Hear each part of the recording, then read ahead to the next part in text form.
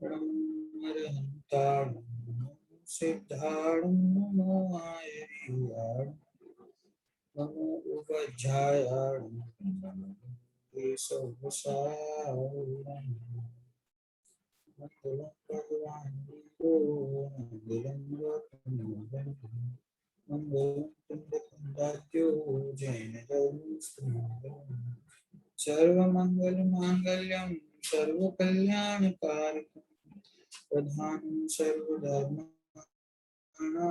जयं जयतु शासनं जयं जयतु शासनं।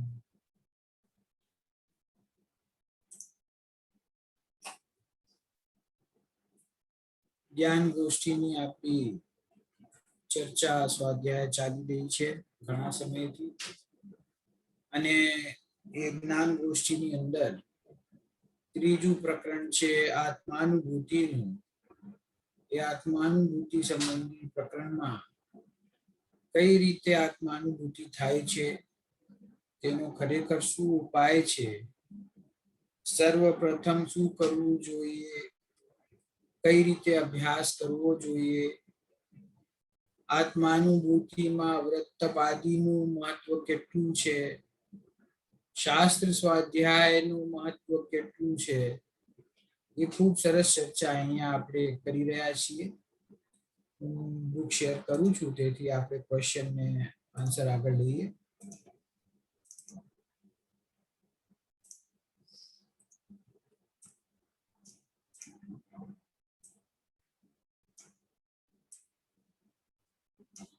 હા, ક્વેશ્ચન નંબર 99 છે।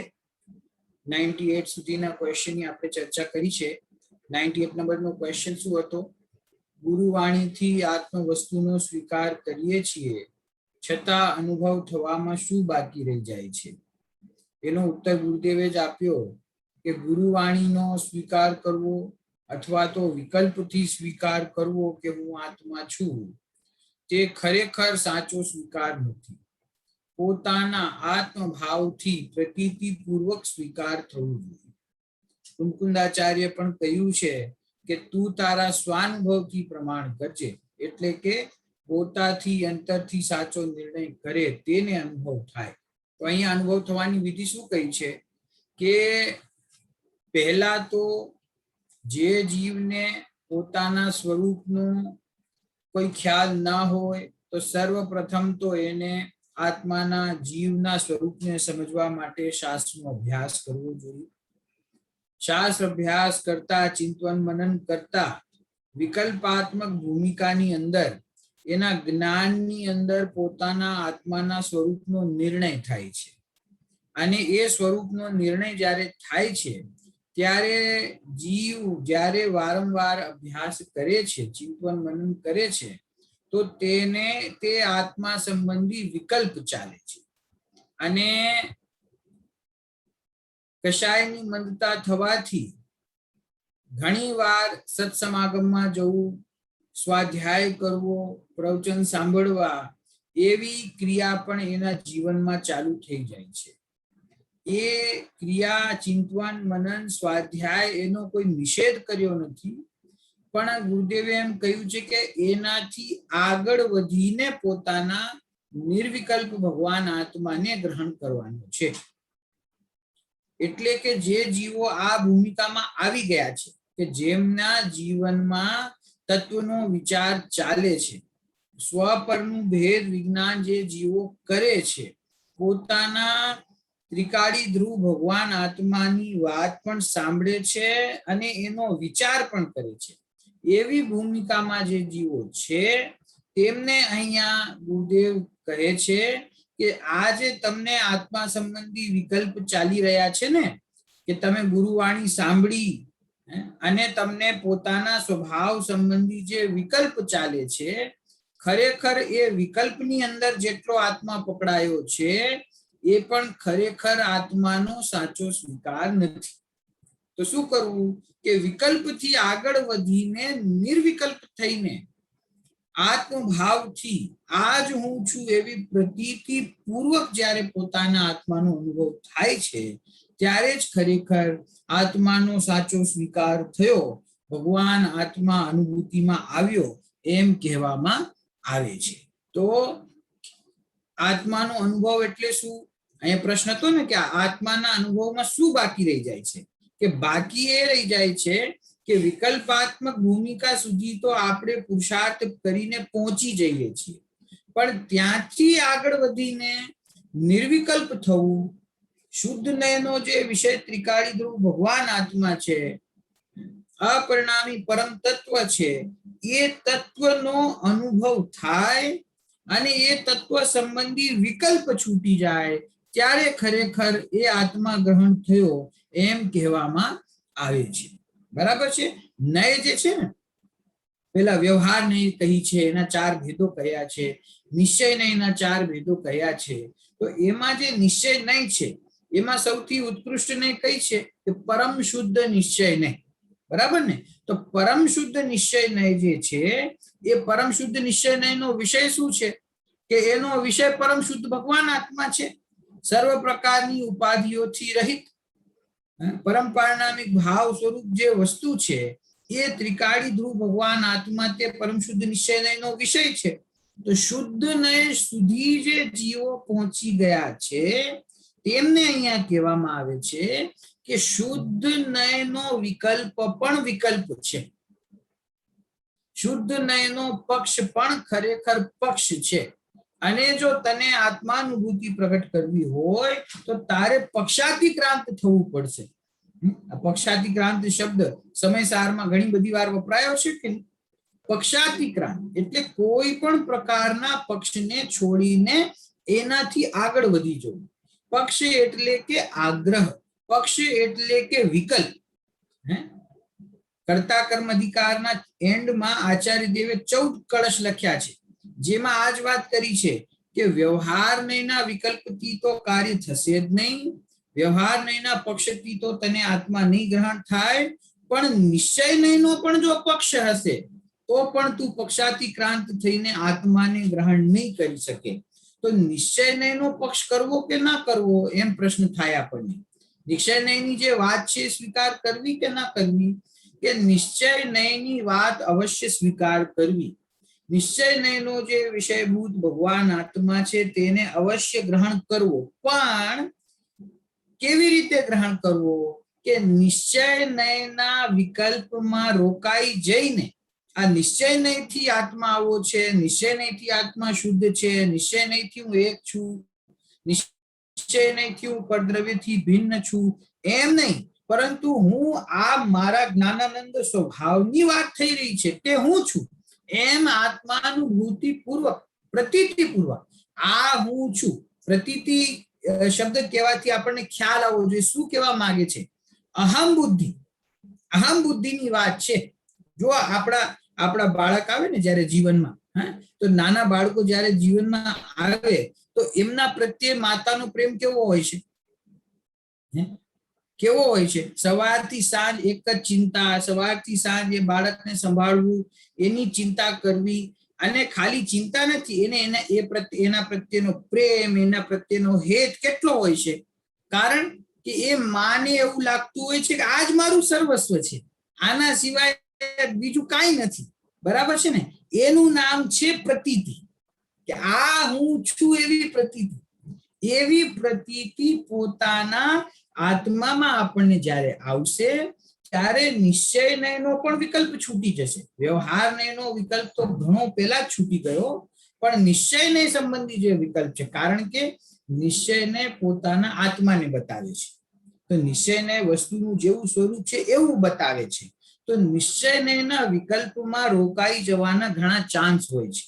સ્વાધ્યાયી જીવો ક્યાં અટકે છે? નિશ્ચય નયમાં આવીને અટકે છે. જે વ્યવહારમાં ટક્યા હતા એની વાત તો દૂર થઈ ગઈ. હવે આપણે ક્યાં ટક્યા? કે નિશ્ચય નયમાં. કેમ? કે નિશ્ચય નયથી આત્માનું સ્વરૂપ જીનવાણીમાં જેમ કહેવામાં આવ્યું છે એમ અમે સ્વીકાર કરીએ છીએ.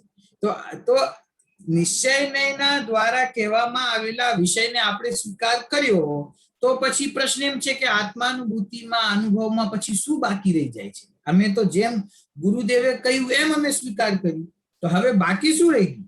કે તમે જે સ્વીકાર કર્યું એ વિકલ્પના લેવલ ઉપર સ્વીકાર કર્યું છે.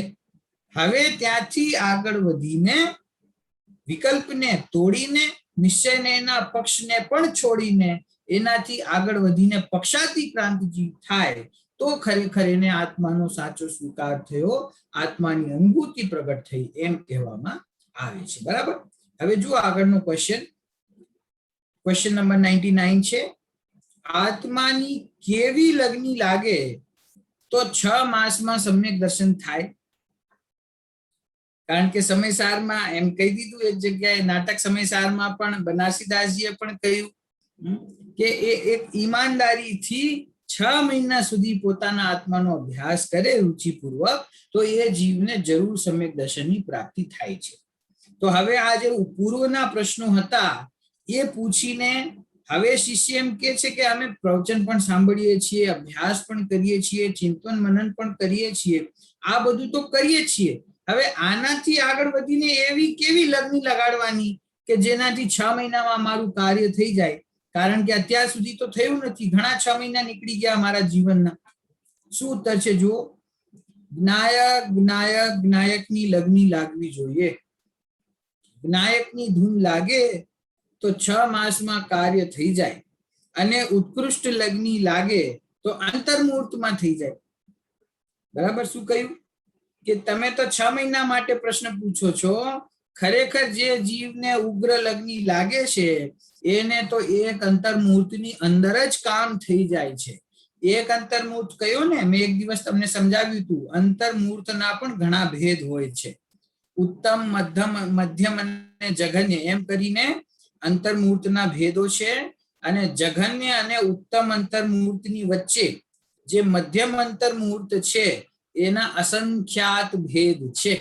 એટલે કે એક અંતર્મુહૂર્ત એટલે કોને કહેવાય? સ્થૂળતાથી કહીએ તો 48 મિનિટ્સથી થોડોક ઓછો સમય. બરાબર. એનું નામ અંતર્મુહૂર્ત. મુહૂર્ત એટલે કે 48 મિનિટ્સ. હવે એક અંતર્મુહૂર્ત કહ્યું ને, તો એક અંતર્મુહૂર્તમાં તો ખરેખર જો જીવ પોતાના સ્વભાવમાં લીન થઈ જાય તો એને સમ્યક દર્શન નહીં, એને તો મોક્ષની પ્રાપ્તિ થઈ જાય છે. તો પછી અહીંયા કેમ એમ કહ્યું કે ઉત્કૃષ્ટ લગ્ન લાગે તો અંતર્મુહૂર્તમાં થઈ જાય? કે અંતર્મુહૂર્તના ઘણા ભેદ છે. બહુ નાનો જે સમય છે એને પણ અંતર્મુહૂર્ત કહેવામાં આવે છે.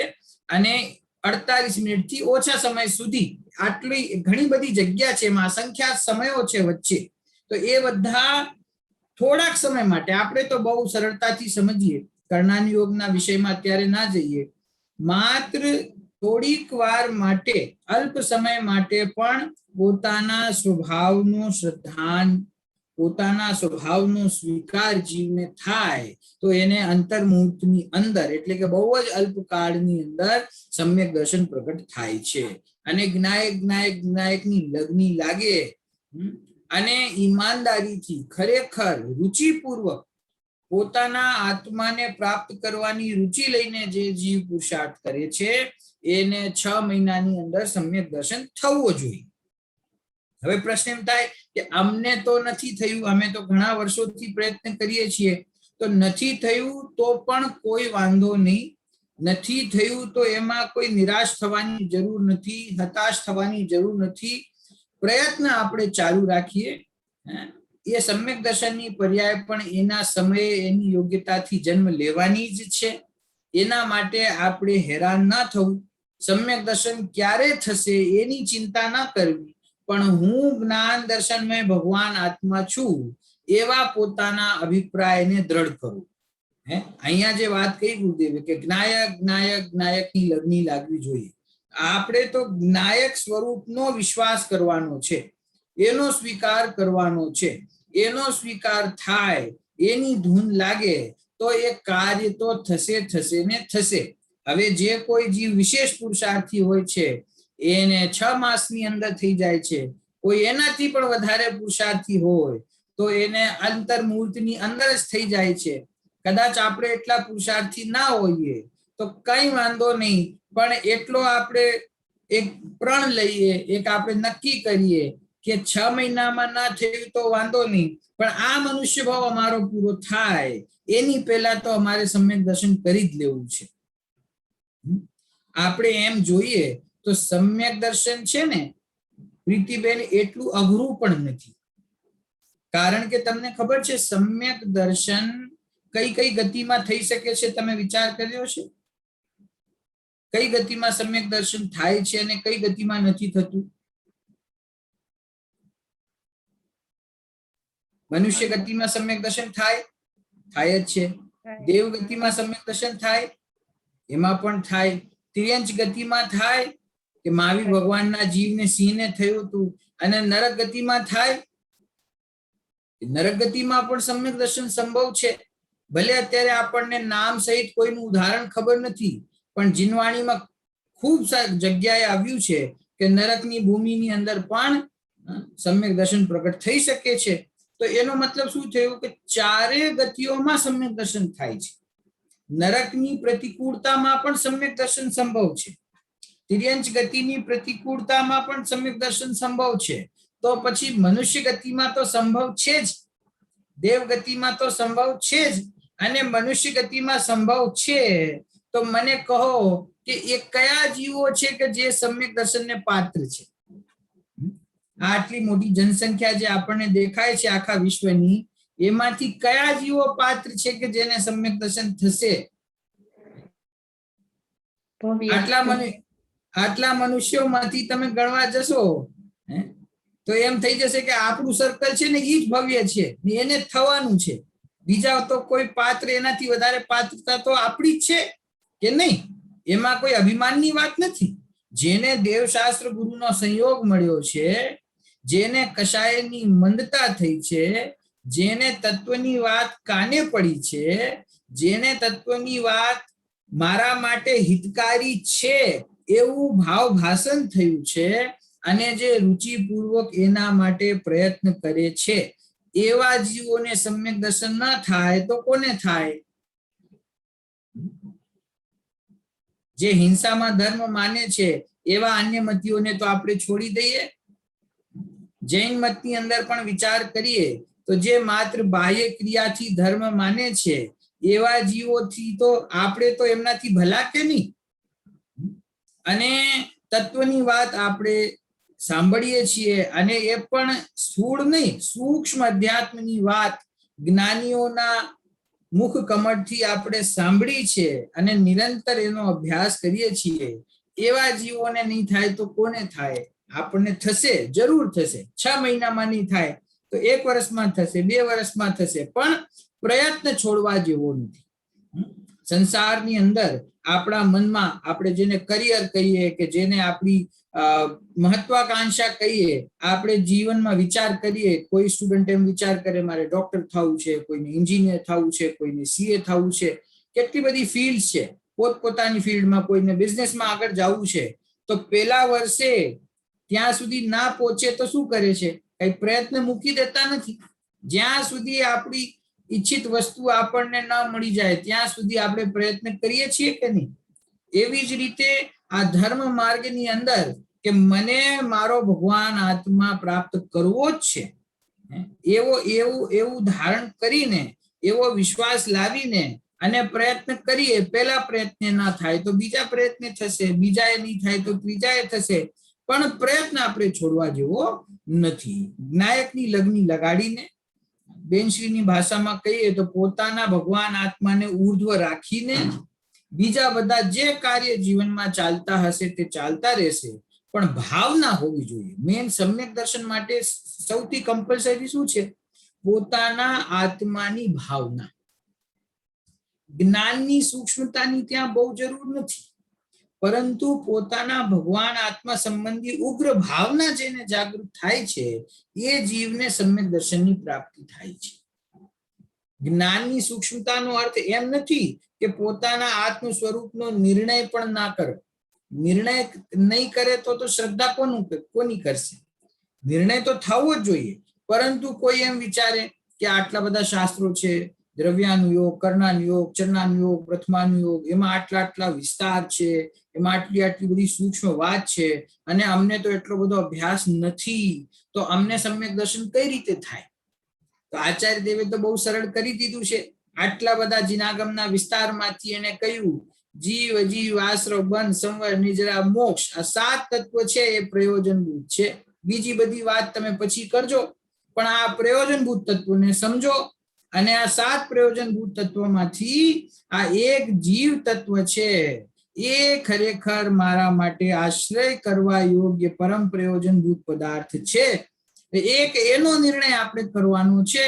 તો એની ધૂની લાગે આપણને, એની લગ્ની લાગે, એની રુચિ લાગે, એના પ્રત્યે આપણે પ્રતીતિ જાગૃત થાય તો આ કાર્ય થશે અને થશે જ. કોઈ જીવને અંતર્મુહૂર્તમાં થાય, કોઈને 6 મહિનામાં થાય, કોઈને એનાથી વધારે સમય લાગે, પણ જે મુમુક્ષુ છે, સાધર્મી છે, જેને તત્વની વાત રુચિપૂર્વક સાંભળી છે, તે ખરેખર એ બધા જીવો નિકટ ભવ્ય છે.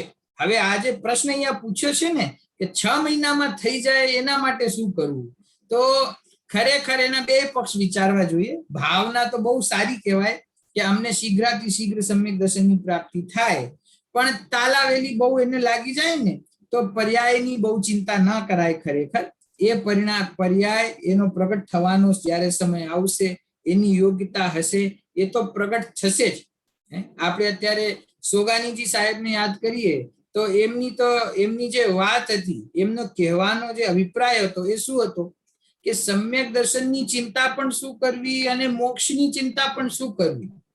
હું જ્ઞાન દર્શનમય ચૈતન્ય તત્વ છું, હું સિદ્ધ સમાન વસ્તુ છું, એવો અભિપ્રાય તું દ્રઢ કરે તો સમ્યક દર્શન તો પ્રગટ થશે જ ને. પ્રગટ નહીં થાય તો ક્યાં જશે?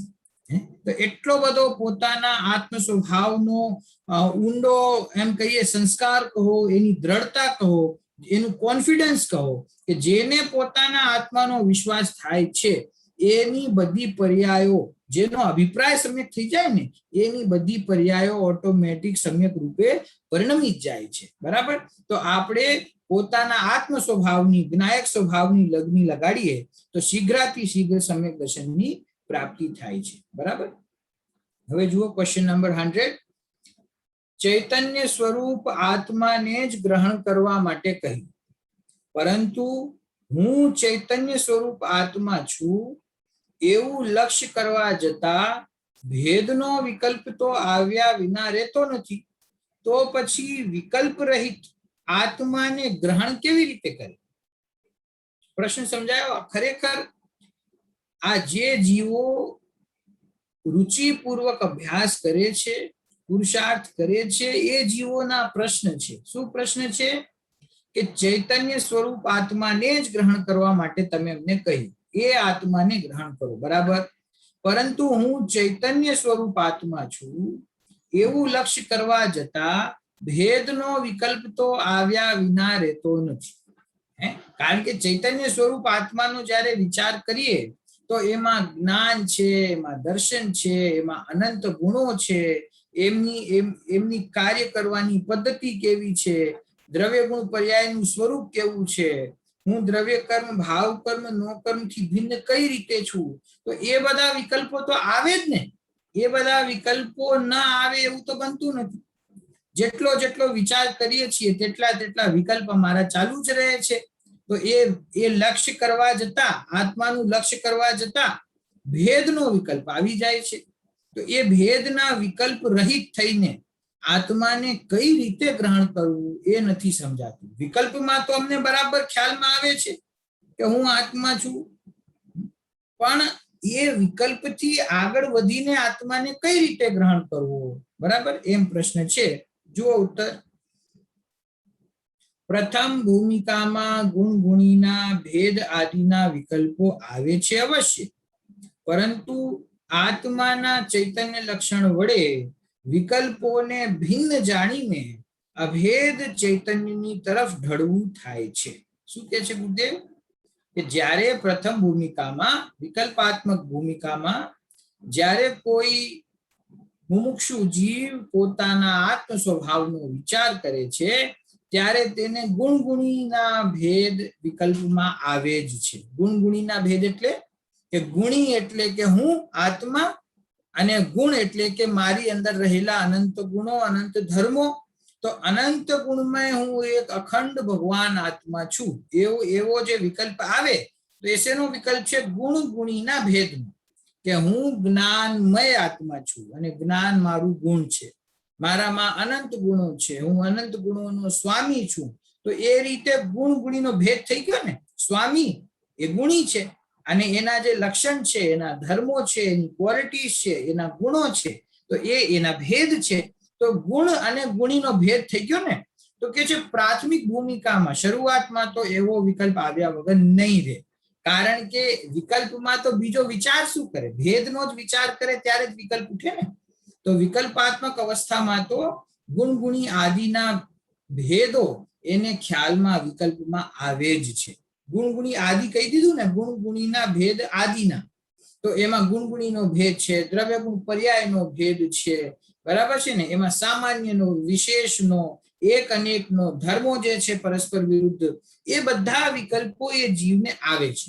પણ પછી ધીરે ધીરે અભ્યાસ કરતા શું થાય છે, પરંતુ આત્માના ચૈતન્ય લક્ષણ વડે વિકલ્પોને ભિન્ન જાણીને અભેદ ચૈતન્યની તરફ ઢળવું થાય છે. જેમ જેમ આપણો ઉપયોગ પોતાના સ્વભાવ તરફ સ્થિર થતો જાય છે, તો શું થાય છે અવસ્થા કે આત્માનું લક્ષણ છે ચૈતન્ય, એટલે કે જ્ઞાનની પ્રત્યેક સમયે પ્રગટ થતી પર્યાય, બરાબર. અને એ ચૈતન્ય લક્ષણથી વિકલ્પોને ભિન્ન જાણીને આ જો આ અંદરમાં છે ને આખી જ્ઞાનની જે રમત છે ને એ કઈક જુદી જાતની છે. એ જ સમયે જે જીવને આત્મા સંબંધી વિકલ્પ ચાલી રહ્યો છે કે હું આત્મા છું એવો વિકલ્પ, એ જ સમયે એ જીવને જ્ઞાન નિરંતર જાણવું જાણવું જાણવું એ રૂપે પરિણમી રહ્યું છે. ત્યારે ચૈતન્ય લક્ષણમાં ઉપયોગ એકાગ્ર થતા એ જ્ઞાનને પોતે ખ્યાલ આવે છે કે જ્ઞાનમય આત્મા તે હું એ જુદી વસ્તુ છે અને એ આત્મા સંબંધી જે વિકલ્પ ચાલી રહ્યા છે તે જુદી વસ્તુ છે. વિકલ્પ છે ને, વિકલ્પ તો ખરેખર રાગ રૂપ હોય છે, સમજી ગયા.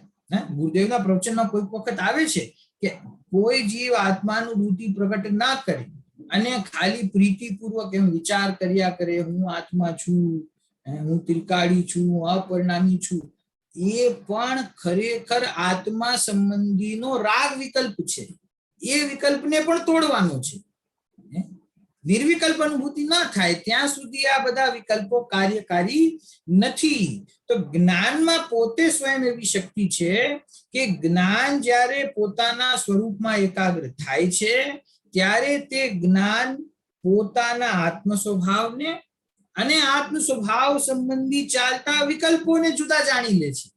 કે આ જે વિકલ્પ છે એ વિકલ્પ તો ખરેખર મનનું કાર્ય છે. વિકલ્પ કોનું કાર્ય છે? મને અત્યારે વિચાર આવ્યો, આપણે એમ કે ને હું આત્મા છું એવો વિચાર મને નિરંતર ચાલે છે. આ વિચાર ક્યાં ચાલે છે? આ વિચાર મનમાં ચાલે છે, બરાબર છે. અને આત્માનુભૂતિની જે પ્રક્રિયા આચાર્ય દેવોએ જીનવાણીમાં કહી છે એની અંદર પેલા જ કહી દે છે કે જ્યાં મન, વચન અને કાયા ત્રણેય વિશ્રામ પામી જાય છે, મનનું ત્યાં કઈ કામ નથી. આત્માનુભૂતિમાં મનનો કોઈ રોલ નથી. એની પહેલા પ્રાથમિક અવસ્થામાં છે.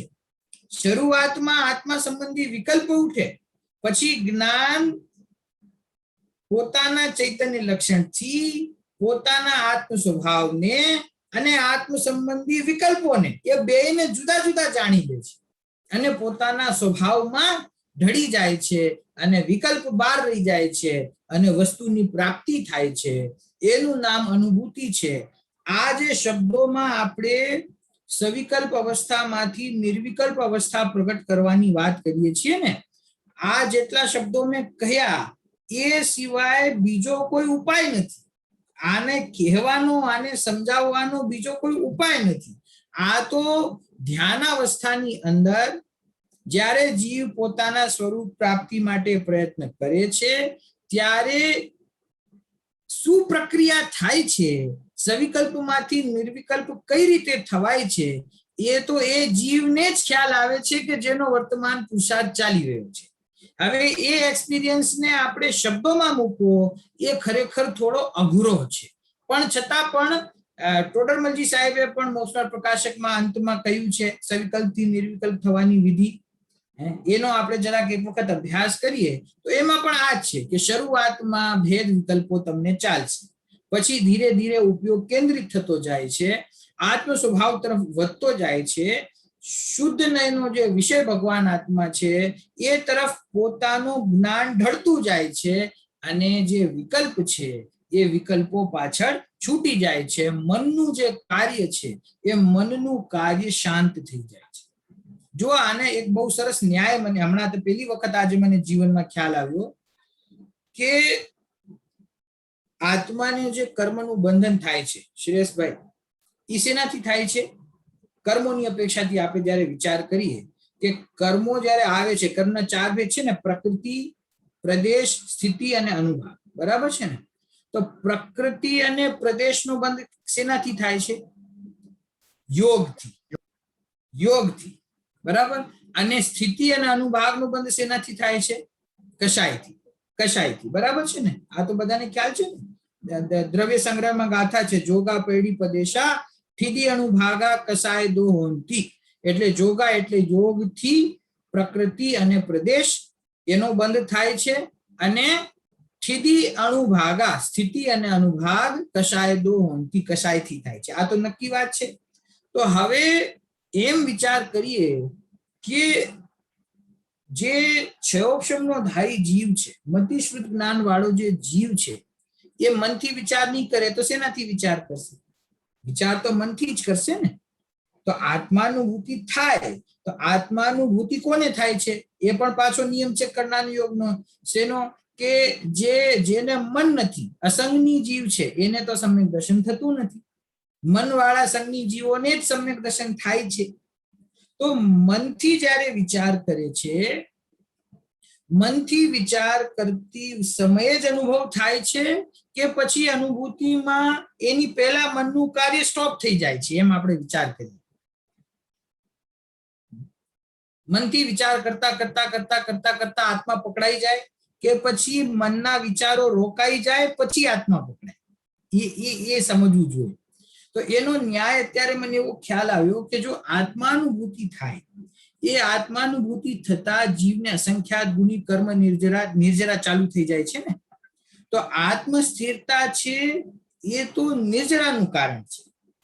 અને મનથી તમે વિચાર કરો ને, આ જો જૈન ધર્મ કેટલું સૂક્ષ્મ છે કે મનથી તમે વિચાર કરો તો એનાથી શું થાય? કે એનાથી તમારા આત્માના પ્રદેશોમાં પરિસ્પંદન થાય છે, જેના કારણે તમને પ્રકૃતિ અને પ્રદેશ બંધાય છે કર્મના. અઘરું પડે છે પ્રીતિબેન થોડુંક? ફરીથી એક વખત. કર્મ બંધાય ને આપણને, જે 8 કર્મ છે, તો 8 કર્મ છે જ્ઞાનાવરણ, દર્શનાવરણ, મૌની, અંતરાય ઇત્યાદિ. જ્ઞાનાવરણ, દર્શનાવરણ એ શું છે? એ કર્મની પ્રકૃતિ છે. પ્રકૃતિ એટલે કે એનો સ્વભાવ. તમને કયો કર્મ બંધાશે એનું નામ છે પ્રકૃતિ. કયો કર્મ જ્ઞાનાવરણી બંધાશે કે દર્શનાવરણી બંધાશે એનું નામ પ્રકૃતિ. કેટલી ક્વોન્ટિટીમાં બંધાશે એનું નામ છે પ્રદેશ.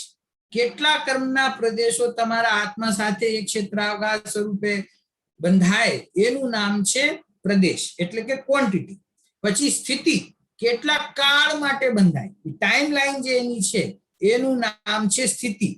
અને અનુભાગ, અનુભાગ એટલે જ્યારે ઉદયમાં આવશે ત્યારે તમને કેવું ફળ દેશે, કેટલું તીવ્ર ફળ આપશે કે મંદ ફળ આપશે, તમને વધારે આકૃતા થશે કે ઓછી થશે, સાતાવેદની હશે કે અસતાવેદની હશે, એ જે ફળ દેવાની શક્તિ છે એનું નામ છે અનુભાગ. તો આ બધા કર્મોમાં હોય છે, બરાબર છે.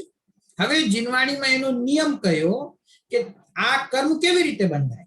તો કે છે કે જેને યોગ હોય છે, મન, વચન અને કાયના યોગ આપણે સાંભળીએ છીએ ને, 3 ટાઈપનો યોગ છે, મન યોગ, વચન યોગ અને કાય યોગ. તો આ યોગથી જ્યારે જે જીવને યોગ થાય છે એ જીવને યોગના નિમિત્તે કર્મોના પ્રકૃતિ અને પ્રદેશો બંધાય છે. એટલે કે કયું કર્મ બંધાય એ નક્કી થાય અને કેટલી ક્વોન્ટિટીમાં બંધાય એ નક્કી થાય છે, બરાબર છે. તો મન, વચન અને કાય ત્રણેયના યોગ કયા છે, અને યોગનો અર્થ શું છે? યોગની પરિભાષા શું છે? કે આત્મ પ્રદેશોમાં પરિસ્પંદન થવું. પરિસ્પંદન કોને કહેવાય પ્રીતિબેન? વાઇબ્રેશન. પરિસ્પંદન એટલે વાઇબ્રેશન. હવે આ હું હાથ હલાવું છું, તો હાથ હલાવું ત્યારે જે આત્મ પ્રદેશો છે અહીંયા આ શરીરમાં આ સ્થાને રહેલા જે આત્મ પ્રદેશો છે, આ હાથને હલાવવાથી એ આત્મ પ્રદેશોમાં વાઇબ્રેશન થાય છે. બરાબર છે? તો એનું નામ શું છે? કાય યોગ. આ શરીરના નિમિત્તે જે આત્મામાં વાઇબ્રેશન થાય એનું નામ શું? કાય યોગ. પછી હું આ વચન બોલું છું, મોઢેથી જ્યારે હું બોલું તો એ જે વાણી નીકળે છે મોઢામાંથી, વચનો નીકળે છે, એના નિમિત્તે પણ મારા આત્માના પ્રદેશોમાં વાઇબ્રેશન થાય છે. એને શું કહેવાય? વચન યોગ. હવે કોઈ જીવ આત્મ ધ્યાનમાં સ્થિર બેઠો હોય, એની કાયા નથી હલતી, મુનિરાજના શરીરમાં કોઈ ક્રિયા નથી થતી અને વચન પણ બોલતા નથી, વચન ગુપ્તી છે. બરાબર? હવે ખાલી મનમાં વિકલ્પ ચાલી રહ્યા છે. તો મનમાં વિકલ્પ ચાલે છે, આત્મ સંબંધી, આત્મા સ્વભાવ સંબંધી વિકલ્પ ચાલે છે. પણ એ જે વિકલ્પ છે ને એનું નામ છે મનોયોગ. કયો યોગ છે? મનનો યોગ છે ને. તો એ યોગથી આત્મામાં વાઇબ્રેશન થાય છે. તમે આત્મા સંબંધીનો જે વિચાર કરો છો, જે વિકલ્પો ઉઠે છે, એ વિકલ્પોથી આત્મામાં પરિસ્પંદન થાય છે એના પ્રદેશોમાં, અને એ પ્રદેશોના પરિસ્પંદનના કારણે તમને પ્રકૃતિ અને પ્રદેશ બંધાય છે.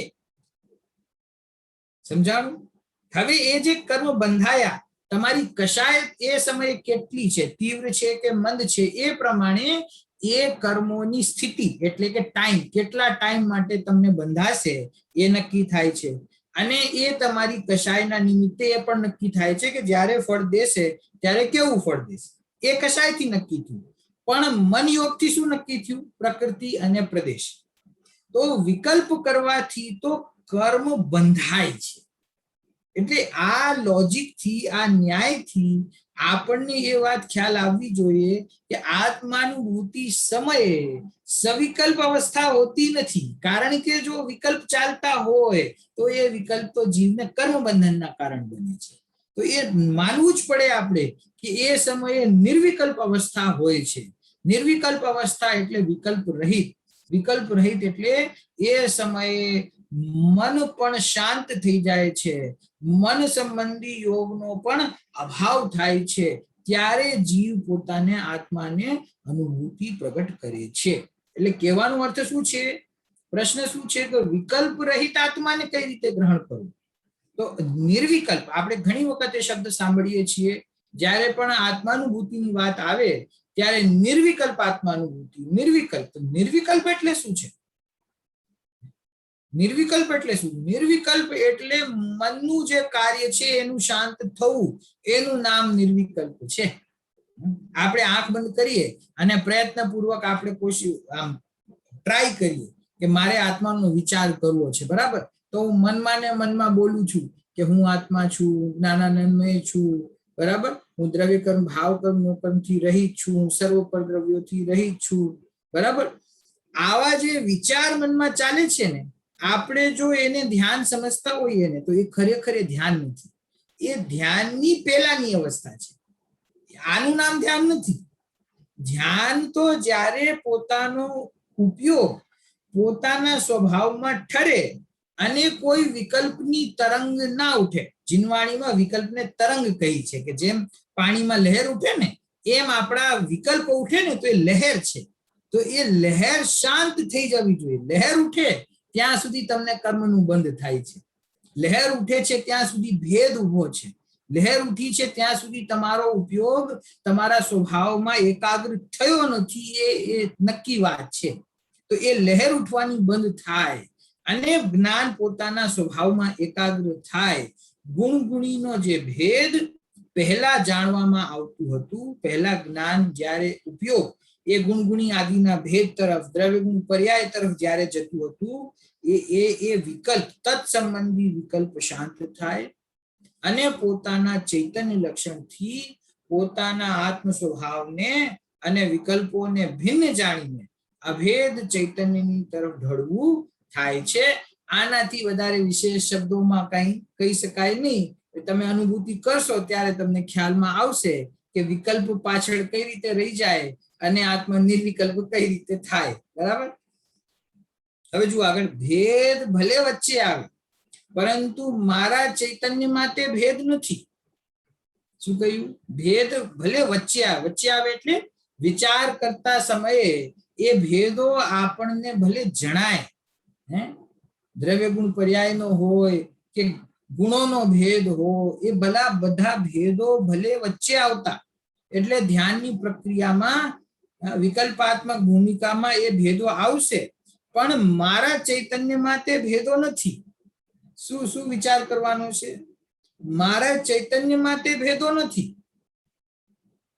જ્ઞાન, દર્શન, ચારિત્ર્ય, સુખ, વીર, અસ્તિત્વ, વસ્તુ, એ બધા ભેદો આત્મામાં છે કે નહીં ગુણોના? તો કે છે કે મારા આત્મામાં એ ભેદો નથી. ભેદ હોવા છતાં ગુણોને ગુણની દ્રષ્ટિએ જોઈએ તો એ બધા ભેદો આપણને પ્રાથમિક અવસ્થામાં દેખાય છે.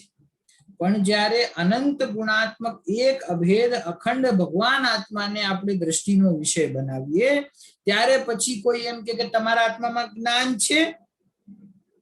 બોલો પ્રીતિબેન, તમારા આત્મામાં જ્ઞાન છે? કુમકુંદાચાર્યને પૂછ્યું, તમારા આત્મામાં દર્શન છે, ચારિત્ર છે?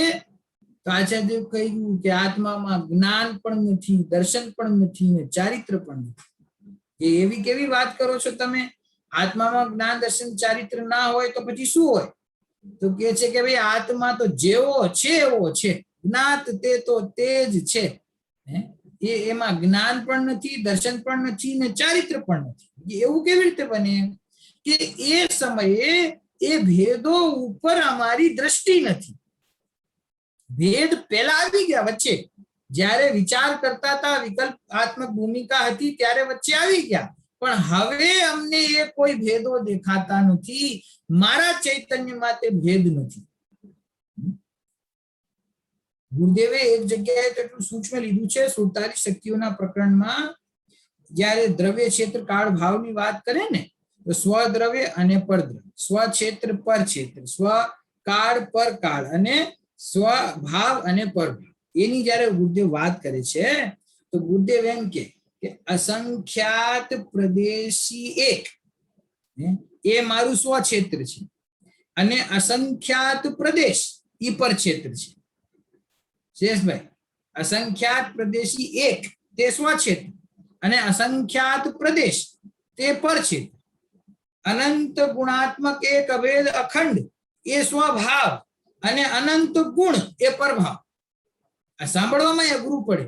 અનંત ગુણ ને પરભાવ કયા, અસંખ્યાત પ્રદેશોને પરભાવ કયા, પર્યાયના ભેદોને પરદ્રવ્ય કયા.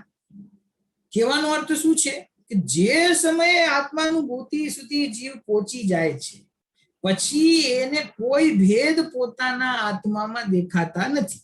અને એ સમયે કોઈ પૂછે કે આ બધા ભેદ તો આત્માના જ છે ને, કોના ભેદ છે? કે ના, મારા આત્મામાં નથી. તમારા આત્મામાં અનંત ગુણ છે?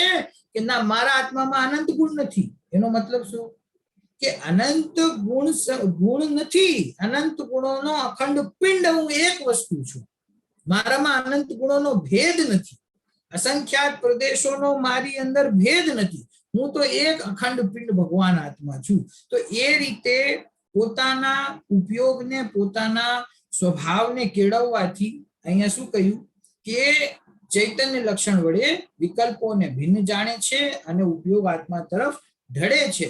ભેદ ભલે વચ્ચે આવે પરંતુ મારા ચૈતન્યમાં તે ભેદ નથી. હવે જો એનાથી આગળ, હું ચૈતન્ય અવસ્થાનો કરતા, ચૈતન્યમાંથી મારી અવસ્થા કરું, ચૈતન્ય દ્વારા કરું ઇત્યાદિ ષટકારકના ભેદ ભલે આવે પરંતુ યથાર્થપણે 6 કારકોમાં ચૈતન્ય વસ્તુ એક જ છે.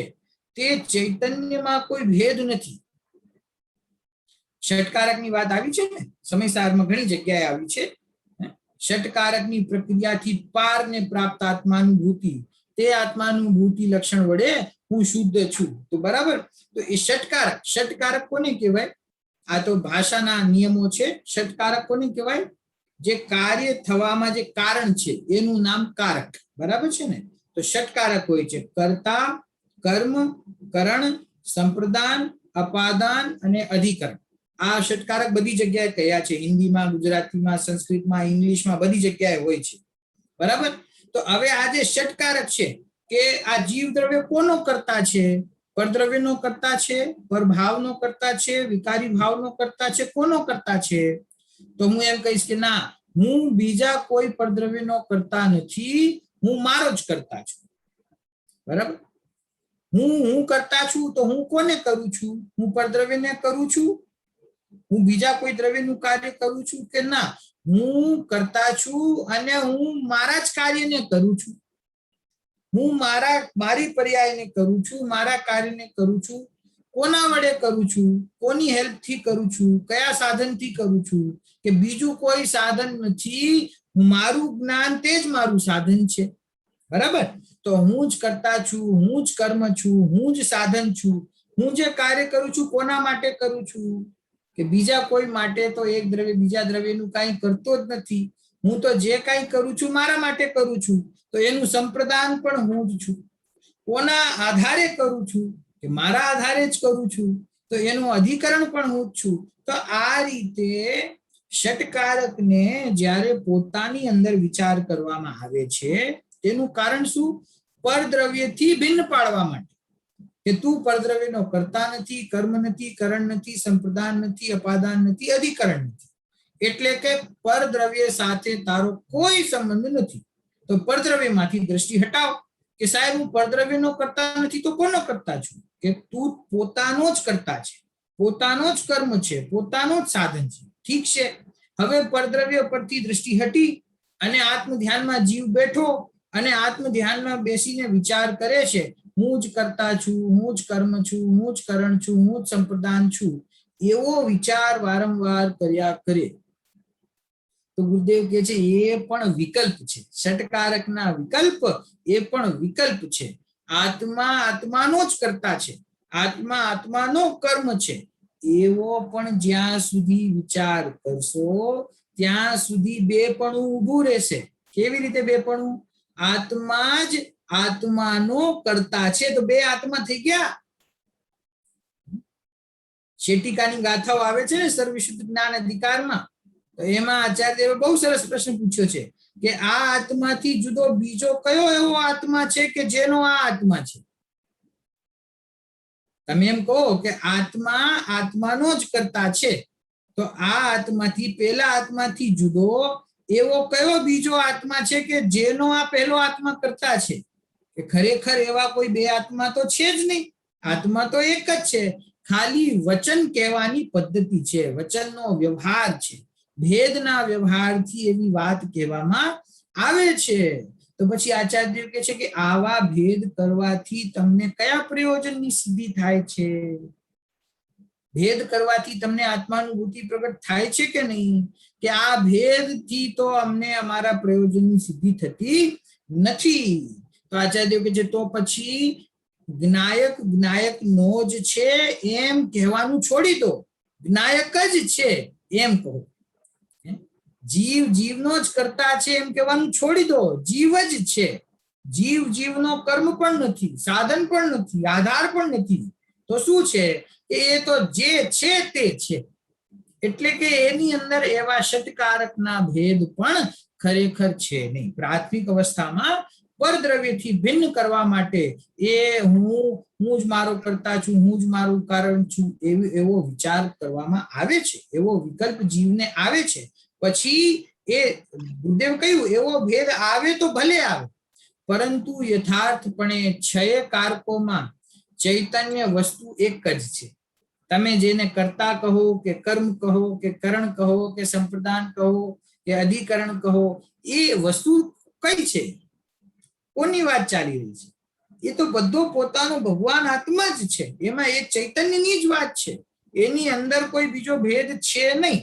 આ રીતે ચૈતન્ય સ્વભાવની મુખ્યતા કરીને, ભેદને ગૌણ કરીને, સ્વરૂપ સન્મુખ થઈને તેમાં જ એકાગ્રતા કરવાથી ચૈતન્યનું ગ્રહણ થાય છે. તે જ સમ્યક દર્શન છે અને તે જ ઉપાયથી મોક્ષ થાય છે. એક જ વાત છે, એક જ માર્ગ છે, એક જ ઉપાય છે જીનવાણીની અંદર, શું કે જે પોતાનો અભેદ આત્મા છે એ અભેદ આત્મામાં અહમપણું કરું. અભેદ આત્માને ભેદ દ્વારા સમજવો, જ્ઞાનની અંદર પોતાના અભેદ આત્માનો નિર્ણય કરવો, અને એના સ્વરૂપનો નિર્ણય થાય પછી બધા ભેદોને, બધા નયોને, બધા વિકલ્પોને, બધા પક્ષોને છોડીને પોતાના અભેદ આત્મામાં ઢળી જવું, એમાં અહમ બુદ્ધિ કરવી, એમાં સ્થિરતા કરવી, એ જ એકમાત્ર આપણે કરવા જેવું કાર્ય છે. એ જે એકાગ્રતા પોતાના સ્વભાવમાં થાય છે તેનું જ નામ સમ્યક દર્શન છે, અને તે જ ઉપાયથી મોક્ષ થાય છે. સમ્યક દર્શન એટલે શું? સમ્યક દર્શન એટલે ખરેખર અનાદિકાળથી પોતાના અજ્ઞાનના કારણે, પોતાની ભૂલના કારણે પોતાનો જે શુદ્ધ ચૈતન્ય સ્વભાવ હું છું, મારી સાથે છે, શબ્દ ગમે તે કહો, એ સ્વભાવ તરફ આપણે આજ સુધી દ્રષ્ટિ કરી નથી. જે આપણને સંયોગો મળ્યા, નો કર્મના, દ્રવ્ય કર્મના અને ભાવ કર્મના, એ સંયોગોમાં આપણે ભૂલવાઈ ગયા, પોતાના સ્વરૂપને ભૂલી ગયા, અને આ બધા સંયોગો તે હું છું, એ સંયોગો મારા છે, હું એમનો કરતા છું, એમનો ભોગતા છું, એવા અભિપ્રાય પૂર્વક આપણી દ્રષ્ટિ અનાદિકાળથી જે બહાર રહી, એ દ્રષ્ટિ પોતાના સ્વભાવમાં આવે અને પોતાના શુદ્ધ સ્વરૂપને જોઈ લે, એનું નામ સમ્યક દર્શન છે. અહીંયા બીજી કોઈ વાત નથી, બીજું કાંઈ કરવાનું નથી, ખાલી દ્રષ્ટિ કરવાનું નામ સમ્યક દર્શન છે. પોતાના સ્વભાવને સ્વીકાર કરવાનું નામ સમ્યક દર્શન છે. ત્યાં બીજો કોઈ પુરુષાર્થ નથી, કોઈ પહાડ ચડવાના નથી, કોઈ જાત્રા કરવાની નથી, કોઈ મંદિર બંધાવવાના નથી, કોઈ વ્રત કરવાના નથી, કોઈ શરીરને ક્લેશ દેવાના નથી. શું કરવાનું છે? એ ખાલી પોતાના અભિપ્રાયને ફેરવવાનો છે કે પરદ્રવ્યમાં જે અહમ બુદ્ધિ ચાલે છે એ અહમ બુદ્ધિ ત્યાંથી છૂટે અને પોતાના અભેદ આત્મામાં એ અહમ બુદ્ધિ ઢળી જાય. બસ એટલું જ કામ છે. એનું જ નામ સમ્યક દર્શન છે. બીજો કોઈ સમ્યક દર્શનનો ઉપાય છે નહીં. કોઈ જ્યારે ધર્મમાં જોડાવ એવો ઉપદેશ આપણને કોઈ આપે, યુવા સાથીઓને અમને કોઈ સમજાવે કે તમે ધર્મમાં જોડાવ, થોડા આવો મંદિરે, તો માણસો ગભરાય શું કામ? ધર્મના નામથી યુવા લોકો ગભરાય છે શું કામ? કારણ કે એના મનમાં એને ખ્યાલ છે કે ધર્મનું નામ પડશે એટલે અમારા ઉપર રિસ્ટ્રિક્શન મૂકવામાં આવશે, અમને આ ફલા કામ કરવાનું કહેવામાં આવશે. એટલે એ રિસ્ટ્રિક્શનથી માણસ ડરે છે અને એના કારણે ધર્મમાં જોડાતા નથી. હવે એને ખ્યાલ આવે કે આ ધર્મ જે વસ્તુ છે એ ખરેખર કોઈ રિસ્ટ્રિક્શનનું નામ નથી, એ તો સ્વતંત્રતાનું નામ છે, પોતાના સ્વભાવનું નામ છે, પોતાના વસ્તુના સ્વભાવનું નામ ધર્મ છે, કંઈ કરવાનું નામ ધર્મ નથી. આખા જગતમાં જેટલા ધર્મ અત્યારે છે, બધા ધર્મોમાં જ્યારે ધર્મ માર્ગમાં આગળ વધવાની વાત આવે છે તો એમાં બધા કોઈ શરીરથી જે કઈ ક્રિયા કરવામાં આવે છે એ ક્રિયાને જ બધા ધર્મ માને છે. તેથી એ માર્ગ કોઈને ગમે છે ને કોઈને નથી ગમતો. પણ ખરેખર માર્ગ જે છે એ પોતાના અભિપ્રાયને પલટવાનો છે, બીજું કાંઈ છે નહીં. તારી દ્રષ્ટિ બહાર છે, એ દ્રષ્ટિ તારા સ્વભાવમાં આવે, એનું નામ ધર્મ છે. હવે એ ધર્મ જેને પ્રગટ થાય છે ને પછી એ જીવને આગળના માર્ગ માટે જબરદસ્તી કરવી પડતી નથી. પછી એને સમજાવવો પડતો નથી કે તમે વ્રત કરો, કે તમે ઉપવાસ કરો, કે તમે મંદિરે આવો, કે પૂજા કરો, કે ભક્તિ કરો.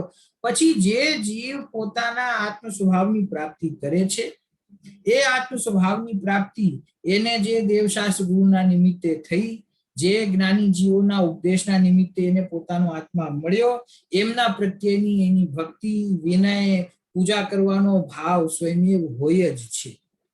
અને હિંસા અહિંસાનો વિવેક, કરવા જેવા કાર્યને નહીં કરવા જેવા કાર્યોનો વિવેક, ભક્ષનો વિવેક, એ તો સહેજ રૂપે એને આવે જ છે. આપણા તો જન્મથી જ જૈન લોકોને આ સંસ્કાર તો હોય જ છે, તો પછી આગળ જઈને તો એ તો વધારે ને વધારે દ્રઢ થતા જાય છે પોતાની મેળે. પણ એક જે ઉપદેશ જીવોને નથી આપવામાં આવતો અને જે સૌથી જરૂરી છે એ છે પોતાના સ્વભાવની દ્રષ્ટિ કરવી. આ માર્ગ છે એ સમજણનો માર્ગ છે. આ માર્ગમાં કઈ કરવાનું કઈ નથી. આ ખાલી સમજવાનો માર્ગ છે કે હું કોણ છું અને હું કોણ નથી. હું જે નથી એને મેં આ સુધી પોતાનું માન્યું છે, એ માન્યતાને છોડવાની છે, અને હું જે છું એનો સ્વીકાર કરવાનો છે. બસ એટલો જ માર્ગ છે, એના સિવાય કોઈ માર્ગ છે નહીં. આટલો જ માર્ગ છે, સમજણનો માર્ગ છે. સમ્યક દર્શન કહ્યું છે. સમ્યક દર્શન એટલે સમ્યક શ્રદ્ધાન, સમ્યક જ્ઞાન અને સમ્યક ચારિત્ર. એ ત્રણેય પોતાના સ્વભાવથી સંબંધિત છે. પોતાના અભિપ્રાયને સાચો કરવો, પોતાના જ્ઞાનને સાચો કરવો, અને જે આત્મ વસ્તુ પ્રાપ્ત થઈ તેમાં સ્થિર થવું, એનું નામ સમ્યક ચારિત્ર. તો આ સમ્યક દર્શન, સમ્યક જ્ઞાન ને સમ્યક ચારિત્ર છે એ ત્રણેય પોતાના સ્વભાવથી સંબંધિત છે. એ પરદ્રવ્યથી સંબંધિત નથી, એ અમારા શરીરથી સંબંધિત નથી, શરીરની ક્રિયાઓથી સંબંધિત નથી, શુદ્ધ અશુદ્ધ ભોજનથી એનો સંબંધ નથી. હવે કોઈ એમ પ્રશ્ન કરે, તમે આમ કહો છો તો પછી અશુદ્ધ ભોજન કરીએ, તો પછી અમે બીજા બધા શુભાશુભ કાર્યોમાં કરીએ જેમ મન ફાવે તેમ, કારણ કે એનાથી તો ફરક પડતો નથી. તો કે છે ભાઈ, ઉપદેશ હંમેશા ઉપર ચડવા માટે હોય છે, નીચે પડવા માટે નહીં. જ્યાં શુભ ભાવને હે કહેવામાં આવે, આત્મા સંબંધી વિકલ્પને છોડવાની વાત કરવામાં આવતી હોય, ત્યાં 5 પાપ સંબંધી વિકલ્પોની તો વાત જ શી કરવી. ત્યાં 4 કષાયોની શું વાત કરવી. હિંસા, જૂઠ, ચોરી, ખુશી, પરિગ્રહ તો દૂર ક્યાંય છૂટી ગયા. અહીંયા તો જે પોતાના સ્વભાવ સંબંધી વિકલ્પોમાં અટકાયો છે એને કહે છે તું અહીંયાથી આગળ વધીને નિર્વિકલ્પ આત્માને પ્રાપ્ત કર, ચૈતન્ય સ્વભાવની મુખ્યતા કર, અને બાકીના બધા ભેદોને ગૌણ કર. ષટકારકના ભેદ છે એને પણ ગૌણ કર. તો પછી બાકીની ક્રિયાઓની તો અહીંયા ક્યાં વાત છે. આ તો જે જીવો મંદ કષાય પૂર્વક આત્મહિતની ઈચ્છાએ પોતાના સ્વભાવને સમજવાની ને પ્રાપ્ત કરવાની કોશિશ કરી રહ્યા છે, એમને માટે આચાર્ય દેવોએ કૃપા કરીને આ માર્ગ બતાવ્યો છે. એટલે ઘડીએ વળીએ પાછળ ન વયું જવું. જ્યાં સુધી આવી ગયા ત્યાંથી આગળ વધવાનું છે. એને ઘડીએ વળીએ એમ પાછળના વિકલ્પ ના કરવા કે અશુભ ભાવથી આત્માનું કાંઈ બગડતું નથી, તો અમે અશુભ ભાવ કરીએ તો શું વાંધો છે. આત્મા ભોજન તો કરતો નથી, તો અભક્ષ ખાઈએ તો શું વાંધો છે. આ બધું તમને 10 વર્ષ પહેલા સમજાવી દીધું હતું. હવે તો તમે ઘણા આગળ આવી ગયા. હવે પાછા એ વિકલ્પ નથી કરવાના. હવે તો જ્યાં આપણે અટક્યા છીએ ત્યાંથી આગળ કઈ રીતે વધવું. આપણે સ્વભાવ સંબંધી વિકલ્પોમાં અટક્યા છીએ, સ્વભાવના વિચારોમાં અટક્યા છીએ. તો એ વિચારોથી આગળ વધીને નિર્વિકલ્પ સ્વભાવ તરફ, ચૈતન્ય સ્વભાવ તરફ આપણો ઉપયોગ ઢળે, અને બધા ભેદો, બધા પક્ષો, બધા આગ્રહો, બધા નયો, બધા તર્કો, બધા અનુમાનો, એ બધું પાછળ છૂટી જાય અને એક ચૈતન્ય સ્વભાવ ગ્રહણ થાય. એ પ્રમાણે આપણે તૈયારી કરવાની છે. બરાબર. આ રીતે ચૈતન્ય સ્વભાવની મુખ્યતા કરીને, ભેદને ગૌણ કરીને, સ્વરૂપ સન્મુખ થઈને તેમાં જ એકાગ્રતા કરવાથી ચૈતન્યનું ગ્રહણ થાય છે. તે જ સમ્યક દર્શન છે, અને તે જ ઉપાયથી મોક્ષ થાય છે. જો મોક્ષ પ્રાપ્ત કરવાનો પણ આ એક જ ઉપાય છે. આજે આપણે જે શેષભાઈ વાત કરી, જ્યાં સુધી વિકલ્પ છે ત્યાં સુધી પ્રકૃતિ પ્રદેશ બંધ છે.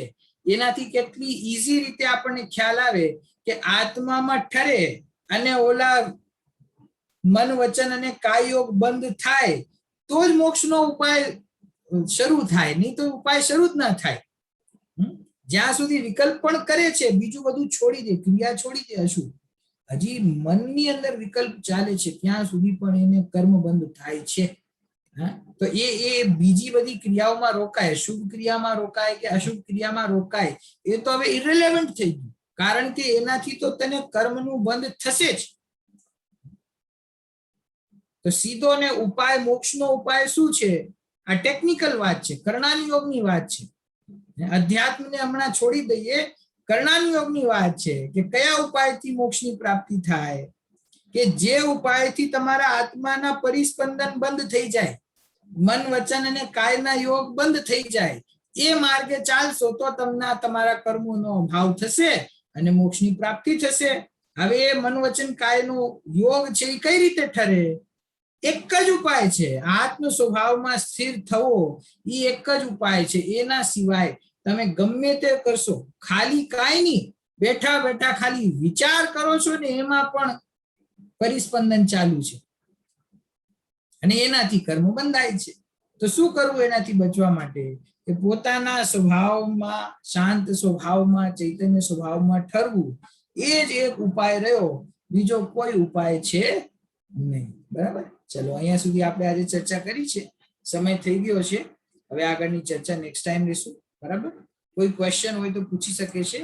અવીએ વચ્ચે એક વખત હેન્ડ રેઝ કર્યો, તો અવી, ઇઝ ધેર એની ક્વેશ્ચન? હા, તો જ્યારે આપણે વિચાર કરીએ છીએ કે હું આત્મા જ છું, ખાલી આપણે આત્મા જ શબ્દ યુઝ કરીએ છીએ, આમાં જ્ઞાન કે કાંઈ નહીં, તો એ વિકલ્પ થયો. તો પછી જે સવિકલ્પ થી જે નિર્વિકલ્પ છે, તો એમાં કઈ બુદ્ધિપૂર્વક છે કે એ સહજ થઈ જાય છે? સહજ થઈ જાય છે. જ્યારે વિકલ્પ ચાલતા હોય ને, આત્મા સંબંધી વિકલ્પ, હું આત્મા છું, બીજા બધા વિકલ્પ છોડી દીધા અને હવે આ છેલ્લો વિકલ્પ છે કે હું જ્ઞાયક છું, હું આત્મા છું, હું જાણનાર છું, એવા વિકલ્પ જીવને ચાલી રહ્યા છે. હજી વિકલ્પાત્મક જ છે. હવે એ વિકલ્પ કરતા કરતા કરતા પ્રયત્ન તો એનો પોતાના આત્માને પ્રાપ્ત કરવાનો છે ને, તો એ પ્રયત્ન કરતા કરતા જ્ઞાન સૂક્ષ્મ થાય છે, પોતાના આત્માની ભાવના ઉપડે છે અને ઉપયોગ પોતાના આત્મામાં ક્યારે સ્થિર થઈ જાય છે અને વિકલ્પમાંથી ક્યારે નિર્વિકલ્પ થઈ જાય છે એ સાધક જીવને ખબર નથી પડતી અને સીધો એને અતિન્દ્રિય આનંદ પ્રગટ થાય અને આત્માનુભૂતિ એને પ્રગટ થાય છે. પણ એ વિકલ્પમાંથી નિર્વિકલ્પ પહોંચ્યા, એની વચ્ચેની જે સ્થિતિ છે એના માટે ખરેખર કોઈ શબ્દો છે નહીં. મેં એક વખત એક્ઝામ્પલ આપ્યું હતું ને તમને સાયકલનું. યંગ છોકરા હોય, સાયકલ ચલાવવાનું શીખે, બરાબર, તો એને બધા ઇન્સ્ટ્રક્શન મોટા લોકો આપે, હેન્ડલ સીધું રાખવાનું, પેડલ મારવાના, જરૂર પડે ત્યારે બ્રેક મારવાની, રાઈટમાં નહીં ઝૂકવાનું, લેફ્ટમાં નહીં ઝૂકવાનું, એને બધું શીખડાવે, બરાબર, અને એને પ્રેક્ટિસ કરાવે. 1 દિવસ, 2 દિવસ, 3 દિવસ. શરૂઆતમાં છોકરાઓ હેન્ડલ તરફ જોવે તો પેડલ મારવાનું ભૂલી જાય, પેડલ મારવાનું કહો તો એનું હેન્ડલ લેફ્ટ રાઈટ વયું જાય, કોઈ વખતે બ્રેક મારવાનું કહો તો જોરથી બ્રેક મારે તો પડી જાય. 3-4 દિવસ થાય ને, ધીરે ધીરે ધીરે એને પ્રેક્ટિસ આવે અને પપ્પાએ પાછળથી પકડી રાખ્યું હોય, પછી ચાલતા ચાલતા ચાલતા અચાનક પપ્પા છોડી દે પાછળથી અને અત્યાર સુધી જે ઇન્સ્ટ્રક્શન હતા એ ઇન્સ્ટ્રક્શન બધા છૂટી જાય છે અને સાયકલ ચાલવા લાગે છે. બસ આવી જ રીતે હું આત્મા છું, હું દ્રવ્યકર્મ ભાવકર્મ નો કર્મથી ભિન્ન છું, એવા બધા વિકલ્પ છેલ્લે છેલ્લે ઈ ચાલતા હોય. પછી ચાલતા ચાલતા ચાલતા વિકલ્પ અનુભૂતિ થઈ જાય છે અને વિકલ્પ બધા, ઇન્સ્ટ્રક્શન બધા, નય બધા, એ બધું પાછળ રહી જાય છે. એનું નામ નિર્વિકલ્પ અનુભૂતિ છે. બરાબર? હા, પ્રીતિબેન બોલો. જય જીનેન્દ્ર. જે જીવને સમ્યક દર્શન થાય, સપોઝ એના પોતાના સાહસથી, તો હવે આજુબાજુનું અનુકૂળ સંજોગો હોવા જોઈએ, લાઈક અનુકૂળ નો મતલબ પ્રતિકૂળ નહીં પણ અનુકૂળ, એમ કે બધા એને રાગ દ્વેષ ના થાય, આજુબાજુના જે ઓલા હોય ના. અનુકૂળ સંયોગોનો મતલબ, અનુકૂળ સંયોગનો મતલબ એવો કે એને કોઈ બીજી તકલીફ ના હોય, આર્થિક રીતે એના કોઈ પરિવાર વાળા એને હેરાન ના કરતા હોય, એવી બધી વાત કરો છો? જો એવું હોય તો પછી નરકમાં કઈ રીતે સમ્યક દર્શન થાય? તિર્યંચ ગતિમાં કઈ રીતે સમ્યક દર્શન થાય? બાહ્ય જે સંયોગ છે ને, બહારના જે સંયોગો છે, એના હોવાથી કે નહીં હોવાથી એનો સંબંધ નથી. જ્યારે અંદરથી જીવનું શ્રદ્ધાન જોર મારે છે ને, ત્યારે બહારમાં ગમે તેવી પ્રતિકૂળતા હોય, એ જીવ સમ્યક દર્શનને પામે છે. સમ્યક દર્શન નહીં, પણ તમને મોક્ષની વાત કહું. મોક્ષ માટે તો પુરુષાર્થ જોઈએ કે ના જોઈએ? તમને એક એક્ઝામ્પલ આપું છું. અહીંયા જીનવાણીની અંદર એવા મુનિરાજોનું વર્ણન આવે છે કે જેમને આપણે શું કહીએ, ઉપસર્ગ થાય ને મુનિરાજો ઉપર, તો એવા ઉપસર્ગ કેવલી, એ કેવલી ભગવાન એવા હોય છે, ઉપસર્ગ કેવલી કહેવાય એને. તો ઉપસર્ગ કેવલી કોને કહેવાય ખબર છે તમને? કે મુનિરાજ આત્મ ધ્યાનમાં બેઠા હોય જંગલમાં, પહાડ ઉપર, બરાબર, અને ઉપરથી દેવ ગતિના દેવો જતા હોય અને દેવને મુનિરાજને જોઈને જૂના ભવની અવધિ જ્ઞાનથી જૂના ભવોનું યાદ આવે અને એને ખ્યાલ આવે કે આ જીવે પૂર્વમાં મારી સાથે ખરાબ કર્યું હતું, ખોટું કર્યું, એને વેર જાગૃત થાય. અને એ શું કરે છે કે એ મુનિરાજને ધ્યાન અવસ્થામાં નીચેથી ઉપાડી લે છે જંગલમાંથી અને ઉપર આકાશમાં, કારણ કે પોતે તો દેવ છે ને, આકાશમાં ખૂબ ઉપર સુધી લઈ જાય છે અને ઉપરથી મુનિરાજને સમુદ્રમાં કે અગ્નિમાં, બળતી અગ્નિમાં ફેંકી દે છે. અને એ મુનિરાજ નીચે પડતા પડતા સમુદ્રમાં એમનો શરીર સમાઈ જાય એની પહેલા મોક્ષની પ્રાપ્તિ કરે છે. શરીર નીચે પડી જાય છે અને આત્મા મોક્ષમાં જતો રહે છે. તો એ સમયે એને બહારના સંયોગો તમે જોવા જાઓ, આનાથી કપરા સંયોગ તો બીજા કોઈ હોવાના જ નથી. હે, શરીર આસમાનમાં ઉપરથી નીચે પડે છે અને ધ્યાન અવસ્થા ત્યાં ચાલુ છે, નિર્વિકલ્પ ધ્યાન ચાલુ છે. શરીર ક્યાં જાય છે, એનું શું થાય છે, એનો કોઈ વિચાર વિકલ્પ એમને થતો નથી કે હું મરી જઈશ, કે હું બચવાની ટ્રાય કરું, એવો કોઈ વિકલ્પ એમને હોતો નથી. અને એવી અવસ્થામાં પણ મોક્ષની પ્રાપ્તિ જીવ કરે છે. તો એનાથી નક્કી થાય છે કે બહારના પ્રતિકૂળ સંયોગોથી આત્માનુભૂતિ રોકાતી નથી. અને અનુકૂળ સંયોગોની વાત કરીએ તો અનુકૂળની તો ખરેખર કોઈ ડેફિનેશન જ નથી. તમારા માટે અત્યારે બધા સંયોગો અનુકૂળ છે કે નહીં? મારા માટે અનુકૂળ છે કે નહીં? તો અનુકૂળની ડેફિનેશન શું? કોઈને એમ થાય મારી પાસે 10 કરોડ રૂપિયા છે પણ જ્યાં સુધી 100 કરોડ નથી કમાતો ત્યાં સુધી મને ઘણી તકલીફ ચાલી રહી છે. અને જેની પાસે 10,000 છે એ પ્રસન્ન છે કે રોજ તો હું 2,000 કમાઉં છું, આજે હું 5,000 કમાઈને આવ્યો, આજે મને બહુ મજા છે.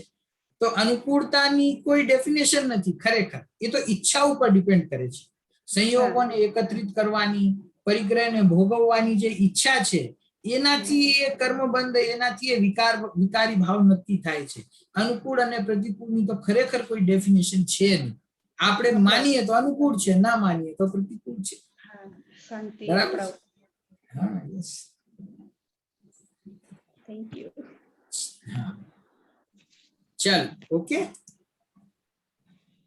બહુ ક્લિયર થાય છે આ બધી નાની નાની વસ્તુ, લાઈક બહુ સૂક્ષ્મ છે આમ જોઈએ પણ સૂક્ષ્મ છે. જૈન ધર્મ પણ ઈઝી છે, ઈઝી છે. easy. એક વખત રુચિ તમને આવી જાય ને અને તમને ખાલી એક વખત દ્રવ્યાનુયોગ, કર્ણાનુયોગ, ચરણાનુયોગ અને પ્રથમાનુયોગ, 4 જ છે, વધારે નથી. એની શૈલી કે એ કઈ શૈલીમાં કયો અનુયોગ વાત કરે છે, એની પેટર્ન શું છે ઉપદેશ આપવાની, એ એક વખત ખ્યાલમાં આવી જાય ને તો તમને કોઈ કન્ફ્યુઝન ના થાય. જ્યાં સુધી એ 4 આપણને ખ્યાલમાં નથી હોતા ને ત્યાં સુધી મગજમાં ગડબડ થયા કરે છે. એક વખત ખ્યાલ આવે કે આ બધા એક જ રસ્તા છે, ખરેખર જુદા રસ્તા નથી. અનુયોગ એટલે કહેવાની પદ્ધતિ છે ખાલી જુદી જુદી, માર્ગ એક જ છે. એ એક વખત સિસ્ટમ ખ્યાલમાં આવી જાય ને ઘણા બધા કન્ફ્યુઝન આપણા દૂર થઈ જાય.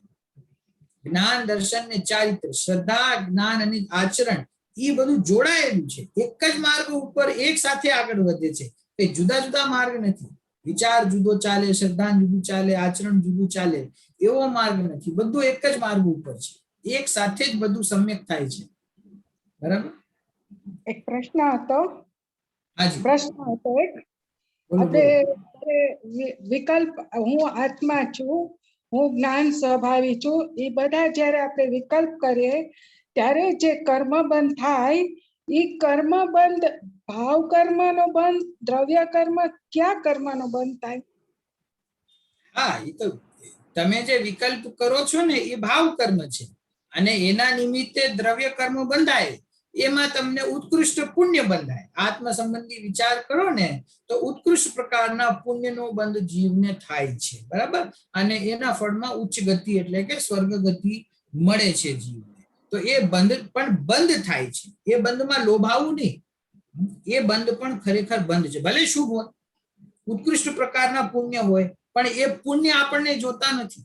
ઘણી વખતે મને દુઃખ થાય છે, દિગંબર પરંપરામાં પણ, શ્વેતાંબર પરંપરામાં પણ, જ્યારે પણ કોઈ આયોજનોની વાત કરવામાં આવે, કોઈ વિધાન છે, કોઈ શિબિર છે, કોઈ પંચ કલ્યાણ છે, કોઈ પ્રતિષ્ઠા છે, મંદિર બનવાનું છે, તો તો સામેથી ઉપદેશ એવો આપવામાં આવે કે આ કામ કરો અને પુણ્યનો સંચય કરો, પુણ્યનો સંચય કરો. પુણ્યના સંચય કરીને શું કરવું છે?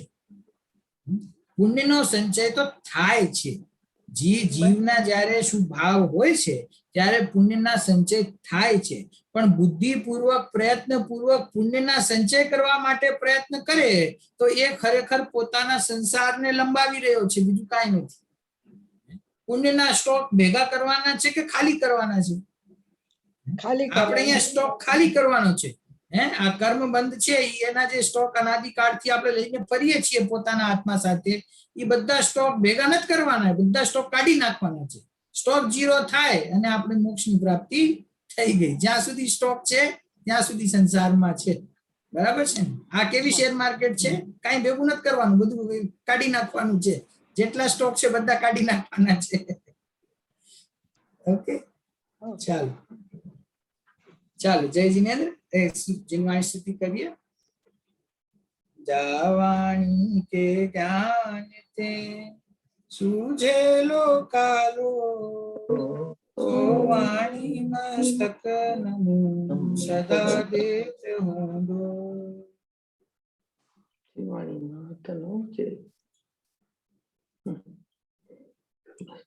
જય જીનેન્દ્ર.